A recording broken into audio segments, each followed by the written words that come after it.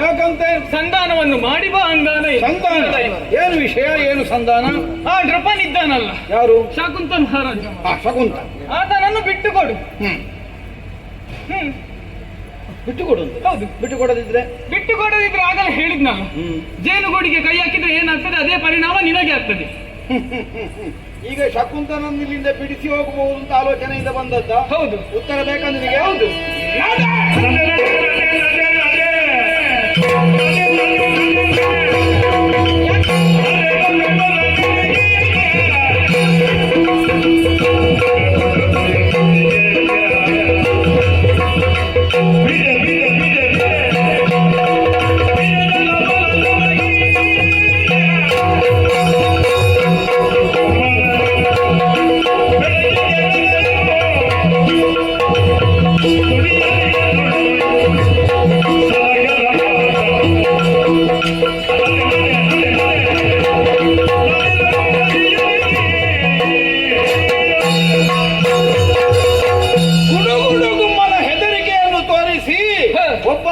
ಭಯಪಡಿಸಬಹುದು ಅನ್ನುವ ಯೋಚನೆ ಇದ್ರೆ ಬಿಟ್ಟು ಬಿಡೋದು. ಸಣ್ಣ ಮಕ್ಕಳಿಗಾದಿ ಭಯಪಡಿಸಿದ್ದ ಹೋಗುವುದೇ ಇಲ್ಲ. ಹೋಗದಿದ್ರೆ ನಿನ್ನ ಕಿವಿಗೆ ಕೈ ಹಾಕಿ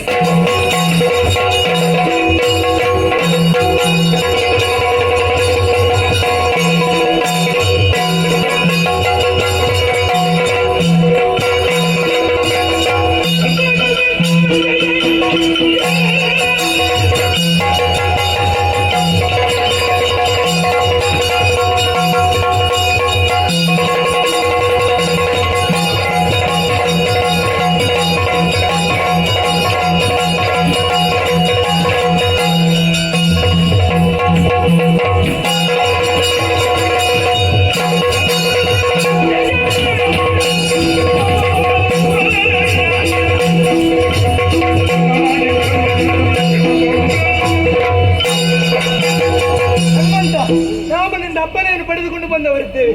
ಇನ್ನು ಬಲಿರುವಂತಹ ರಾಜರನ್ನು ಬಿಟ್ಟುಕೊಡು. ಬಿಟ್ಟಲ್ಲ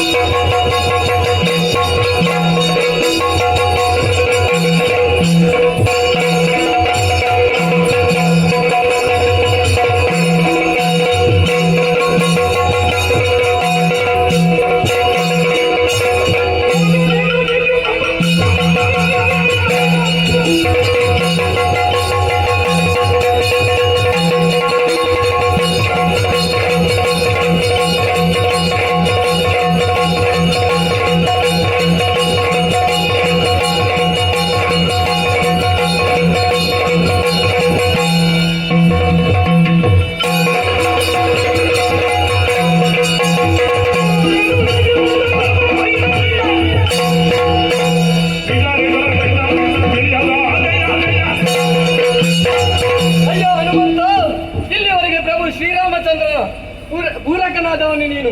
ಈ ಸಮಯದಲ್ಲಿ ಅವನ ಶತ್ರುವನ್ನು ನಿನ್ನ ಬಳಿಯಲ್ಲಿ ಇರಿಸಿದ್ದೀಯ. ಒಳ್ಳೆಯ ಮಾತಿನಿಂದ ಅವನಿಗೆ ನಮಗೆ ಒಪ್ಪಿಸಿ ಪ್ರಭು ಶ್ರೀರಾಮಚಂದ್ರನಿಗೆ ಶರಣಾಗು. ಅದನ್ನು ಬಿಟ್ಟು ಮುಂದುವರಿದರೆ ಬೆನ್ನೂಡಿ ಹರಿದೆ ಚರ. ಶ್ರೀರಾಮಚಂದ್ರನ ಕಾಲು ಹಿಡಿದದ್ದು ನಾನು ಹೋದ್ರೆ ನೀವು ಪಾಡಿತೇನೆ.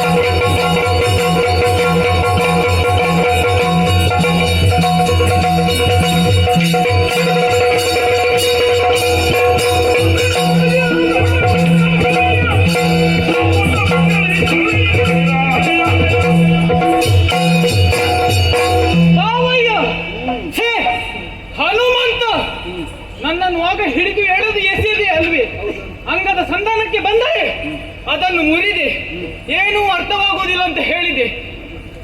ಈಗ ನಾನು ಬಂದಿರೋದು ಯಾಕೆ ತಿಳಿಯಿಲ್ಲ? ನೀನು ಎಲ್ಲಿಯಾದ್ರೂ ಹೋದಲ್ಲಿ ಒಂದು ಒಳ್ಳೆ ಸಂಧಾನ ಮಾಡಿದ್ದೆ ಇದಕ್ಕಿಂತ ಮೊದಲು. ಒಳ್ಳೆ ಸಂಧಾನ ಮಾಡ್ಲಿಕ್ಕೆ ಹೋಗುವುದು, ಒಳ್ಳೆಯವರು ಒಪ್ಪದಿದ್ರೆ ಏನು ಮಾಡುವುದು? ಅಲ್ಲ, ಈಗ ಹೋಗುವಾಗಲೇ ಆಲೋಚನೆ ಮಾಡ್ಬೇಕಲ್ಲ ನೀನು, ಆಗ್ತದ ಇಲ್ವೋ ಅಂತ. ಆಗುವುದಿಲ್ಲ ಮತ್ತೆ ಸಂಧಾನವೇ ಬೇಡ ಅಲ್ಲ. ಬೇಡ, ಹೇಳಿದ್ದನ್ನು ಕೆಳದೆ ಇದ್ದವರಲ್ಲಿ ಅಲ್ವ ಸಂಧಾನ ಮಾಡಬೇಕಾದ ಅನಿವಾರ್ಯತೆ ಬರುವುದು. ಹೌದು, ಆವತ್ತು ಮೊದಲೊಮ್ಮೆ ಸಂಧಾನಕ್ಕೆ ಹೋದೆ ರಾವಣನಲ್ಲಿ. ಹೌದು, ನಿನ್ನಿಂದ ಆಯ್ತಾ ಪೂರ್ತಿ ಮಾಡಿ? ಆಗ್ಲಿಲ್ಲ.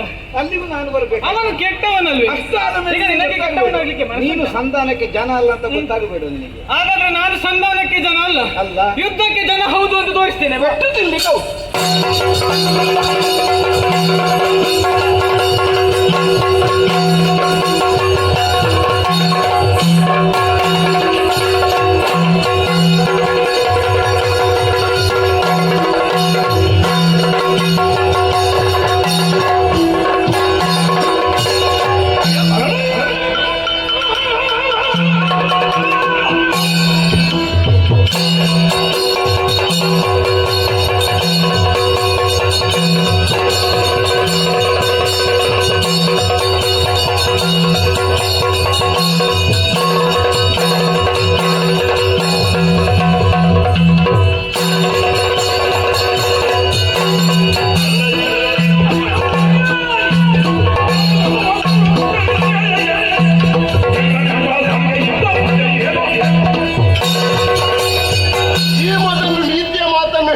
ಕೇಳಲಿಲ್ಲ. ಆದ್ದರಿಂದಾಗಿ ನಮ್ಮವರೆಲ್ಲ ನಿನ್ನೊಂದಿಗೆ ಯುದ್ಧ ಮಾಡುವಂತಹ ಪ್ರಸಂಗ ಒದಗಿ ಬಂದಿದೆ. ಆದ್ದರಿಂದಾಗಿ ಈಗ ಇವತ್ತಿಗೆ ಹೇಳುತ್ತಿದ್ದೇನೆ, ಕೊನೆಯ ನೀತಿ ಮಾತು ನಿನಗೆ. ಹೇಗೆ? ರಾಮನ ವಿರೋಧಿಯನ್ನು ಬಿಟ್ಟುಕೊಡು, ಶರಣಾಗುವ. ನನಗೆ ಪೆಟ್ಟು ಕೊಡುವಂತ ನೋಡುವ.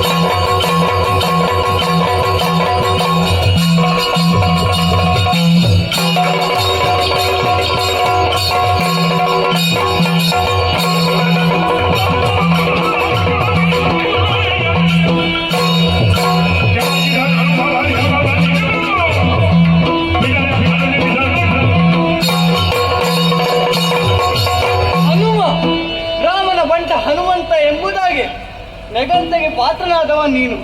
ಆದರೆ ಈ ಸಂದರ್ಭ ಎಂತಹ ಕೆಲಸವನ್ನು ಮಾಡಿ ಬಿಟ್ಟೆ. ರಾಮನ ವಿರೋಧಿಗೆ ಆಶ್ರಯವನ್ನು ಕೊಟ್ಟೆಯ? ಅಷ್ಟು ಮಾತ್ರವಲ್ಲ, ಅಂಗದನ ಸಂಧಾನವನ್ನು ಮುರಿದೆಯ? ನಿನ್ನನ್ನು ಪ್ರಶ್ನಿಸುವುದಕ್ಕೆ ಬಂದ ಸಾಮಾನ್ಯದವನಲ್ಲ. ಜನ ಅಂತ ಪರಿಚಯ ಇಲ್ವಾ? ಪರಿಚಯ ಎಲ್ಲಿಯೋ ನೋಡಿದಾಗ ಆಗ್ತದೆ. ಆದೀತು ಲಕ್ಷ್ಮಣನಿದ್ದೇನೆ. ಲಕ್ಷ್ಮಣ ಅಲ್ಲೋ? ಹೇಗಾಗಿದ್ದಿ ಪುಣ್ಯ? ಯಾಕೆ ಹಾಗೆ ಈಗೆಂತಾಗಬೇಕು? ಬೆನ್ನು ಹುಡಿ ಮಾಡುವುದಕ್ಕೆ ಬಂದ ಮಾಡುವ